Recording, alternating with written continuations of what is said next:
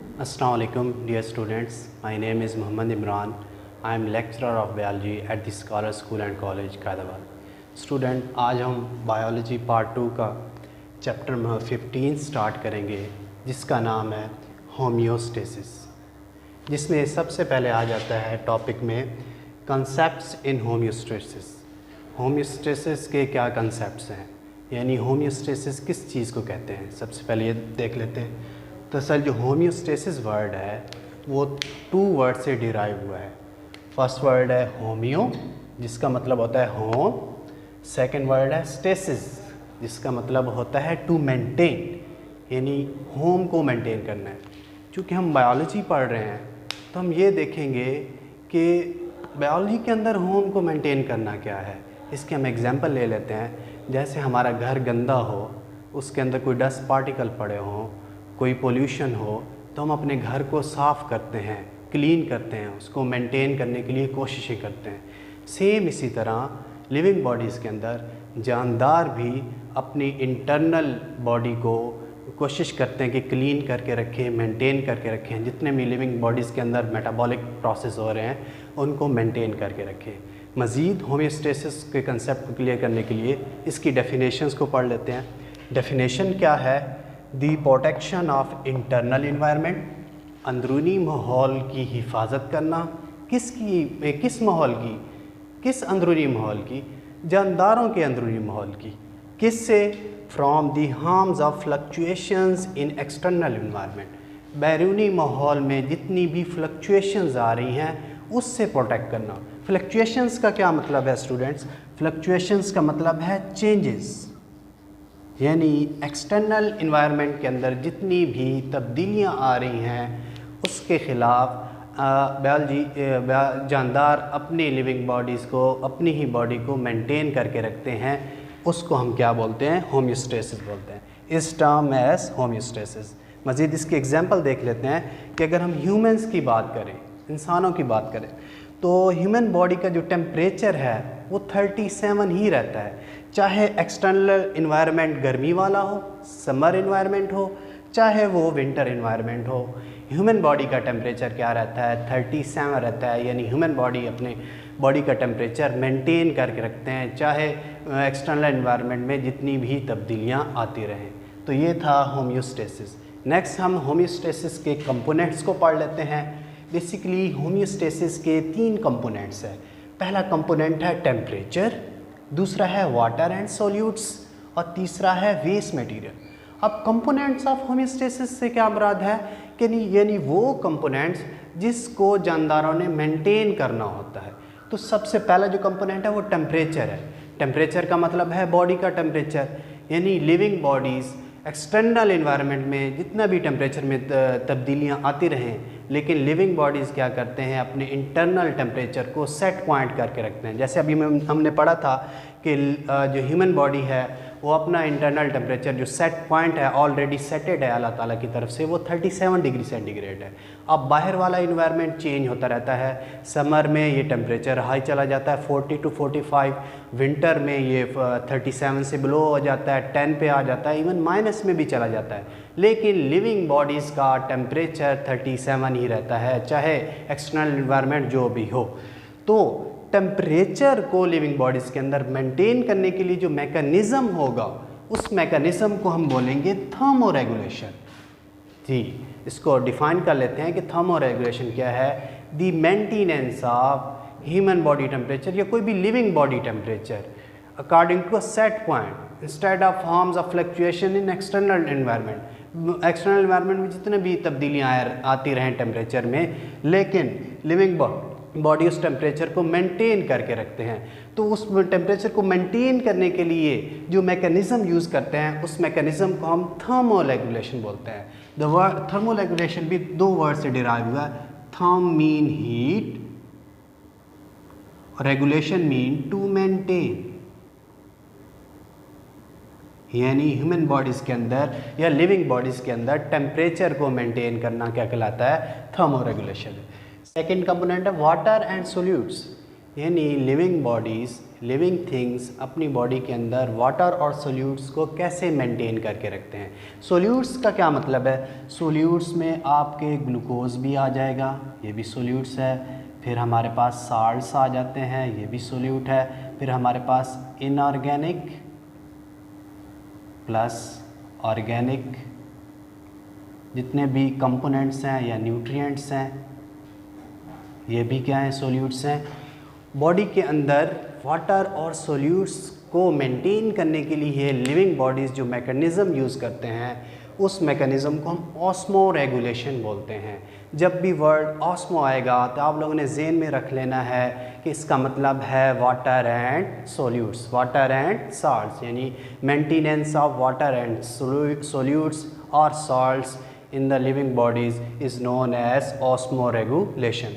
Third number पे हमारे पास आ जाता है वेस्ट मटेरियल, यानी लिविंग बॉडीज़ जानदार अपनी बॉडी के अंदर वेस्ट मटेरियल को कैसे मेंटेन करते हैं। याद रखिएगा, जो हम फूड खाते हैं, जो हम खुराक खाते हैं, जो ज़रूरी होती है बॉडी के लिए है, वो जज़ब हो जाती है, और जो अनडाइजेस्टेड मैटर रह जाता है उसको हम वेस्ट मटेरियल बोलते हैं। अगर वो हमारी बॉडी के अंदर रहेगा तो हमारी बॉडी को अफेक्ट करेगा, बहुत सारी डिजीज़ कॉज कर सकता है, हमारे ओवरऑल मेटाबॉलिज्म को डिस्टर्ब कर सकता है। तो ये ज़रूरी है कि वेस्ट मटेरियल को रिमूव करना। तो लिविंग बॉडीज़ वेस्ट मटेरियल को रिमूव करने के लिए जो मैकेनिज़्म यूज़ करेंगे, उस मैकेनिज़्म को हम एक्सक्रीशन बोलते हैं, यानी the removal of nitrogenous waste और other waste material undigested matter from the living bodies is known as excretion. यानी होम्योस्टेसिस में थर्मोरेगुलेशंस होगी, ऑस्मोरेगुलेशन होगी, एक्सक्रीशन होगी, तब जाके हमारे पास पूरा होम्योस्टेसिस का कंसेप्ट क्लियर होता है। फिर स्टूडेंट नेक्स्ट हम आ जाएं तो लिखा हुआ है हाउ होम्योस्टेसिस वर्क्स। होम्योस्टेसिस कैसे काम करती है? होम्योस्टेसिस दरअसल एक पूरा अमल है, एक पूरा प्रोसेस है, ये भी किसी न किसी कंपोनेंट्स के थ्रू चलता है। तो वो कौन सा, वो किस चीज़ पे डिपेंड करता है? होम्योस्टेसिस किस तरह वर्क करता है? होम्योस्टेसिस वर्क करता है कंट्रोल सिस्टम पर। अब कंट्रोल सिस्टम क्या है? वो सिस्टम जो किसी भी चीज़ को मेंटेन करके रखता है, किसी भी चीज़ को कंट्रोल करके रखता है, मिड लेवल तक रखता है, मिड पॉइंट तक रखता है, ऑप्टिमम लेवल तक रखता है। उस सिस्टम को हम क्या बोलते हैं? Control system. चूँकि हम बायोलॉजी पढ़ रहे हैं तो बायोलॉजी के अंदर control system biological control system होगा, और इसकी जो दूसरी टाइप है कंट्रोल सिस्टम की, वो हमारी डेली लाइफ में कंट्रोल सिस्टम की टाइप है, और उसको हम क्या बोलते हैं? Physical control system.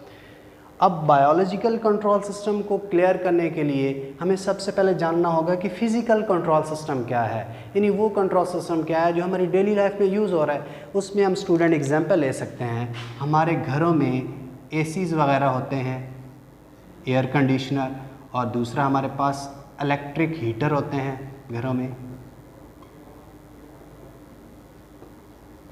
ये दोनों कंट्रोल सिस्टम पे काम करते हैं। हम एसी एयर कंडीशनर्स की एग्जांपल ले लेते हैं। सपोज़ गर्मियां चल रही हैं, हमारे रूम में एसी लगा हुआ है, अब बाहर जो एक्सटर्नल इन्वायरमेंट है उसका टेम्परेचर 40 to 45 चल रहा है। हम घर आते हैं, रूम में बैठते हैं और एसी को ऑन करते हैं और एसी को एक सेट पॉइंट पे लगा देते हैं, सेट टेम्परेचर पर। सपोज़ वो सेट टेम्परेचर 26 डिग्री सेंटीग्रेड है।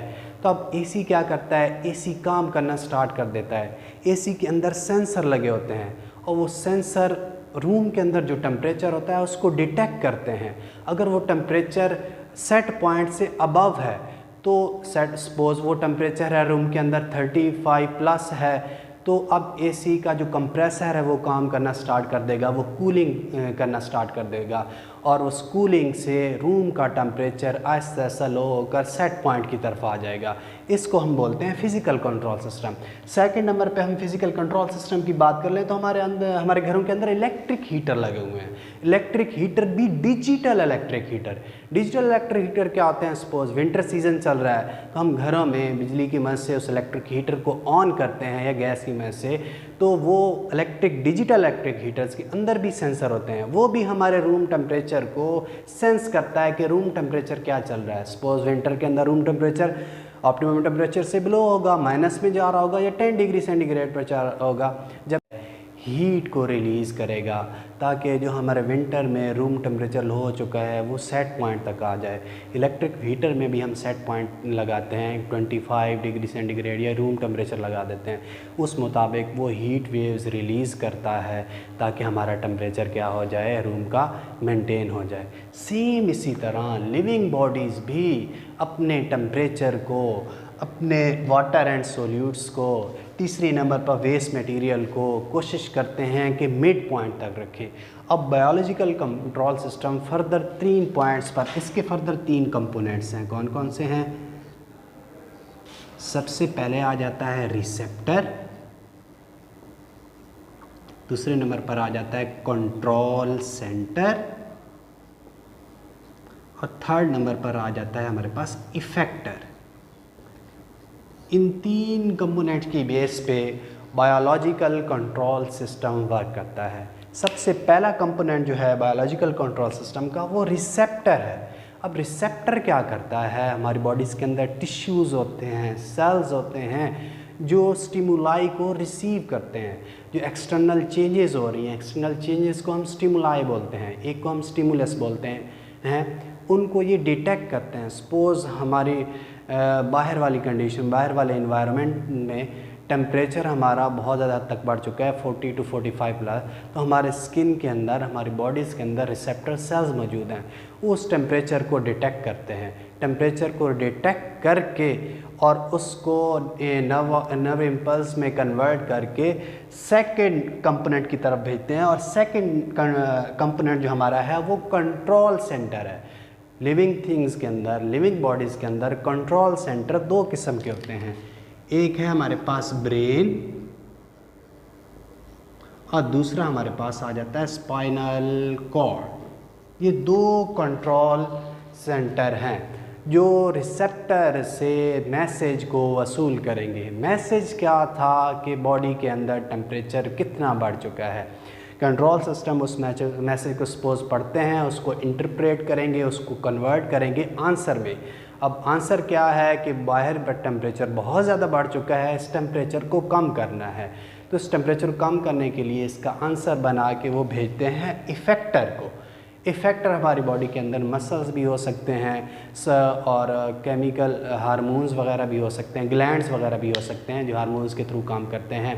जब हमारे इफ़ेक्टर्स को ये मैसेज पहुंचता है, इफ़ेक्टर रिस्पॉन्स देना स्टार्ट कर देते हैं।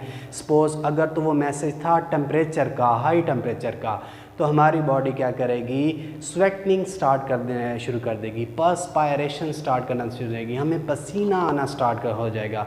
केमिस्ट्री में आपने पढ़ा था कि जब भी स्वेटनिंग होती है, इसको हम दूसरे में एवपोरेशन भी बोल सकते हैं नॉन लिविंग बॉडी में, बायोलॉजी के अंदर इसको पर्सपायरेशन बोलते हैं, स्वेटनिंग बोलते हैं। जब भी स्वेटनिंग होगी तो कूलिंग स्टार्ट हो जाती है हमारी बॉडी के अंदर, और हमारा जो बॉडी का टेम्परेचर है जो कुछ बढ़ चुका था, सेट पॉइंट से ऊपर जा चुका था, वो वापस 37 डिग्री सेंटीग्रेड तक पहुँच जाता है। That's all.